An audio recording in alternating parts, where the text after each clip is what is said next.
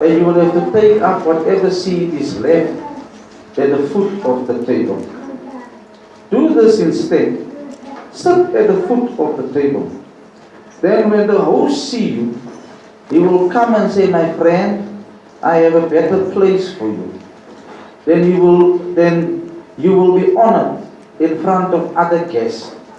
For the proud will be humbled, and the humble will be honored. Then Jesus turned to the host. When you put on a luncheon or a dinner, he said, don't invite friends, brothers, relatives, rich neighbors, for they will repay you by inviting you back. But instead, invite the poor, invite the cripple, invite the lame, invite the blind.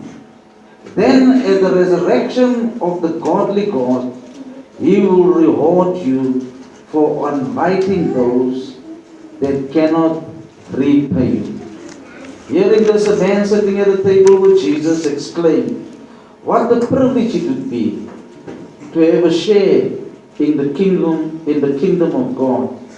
Jesus replied with this illustration. A man prepared a great feast, and he sent out many invitations. When all was ready, he sent his servant around to notify the guests that it was time for them to come. But they all began to make excuses. One said he had bought a field and wanted to inspect it, so he asked to be excused. Another said he had bought 5 pair of oxen and wanted to try them out. Another just got married, so he said he couldn't come. The servant returned and told the master what they said. The master was angry and said, "Go quickly into the streets and into the alleys of the city and invite the poor, invite the cripple, invite the lame, and invite the blind." After the servant has done this, he reported, "There is still room for more." So the master said, "Go into the country lanes and behind the hedges and urge anyone you find to come, so that the house will be full. For none of those who are invited in the first, even the smallest, for none of those are invited for the first will even get the smallest taste of what I have prepared for them." The spread of 29:3.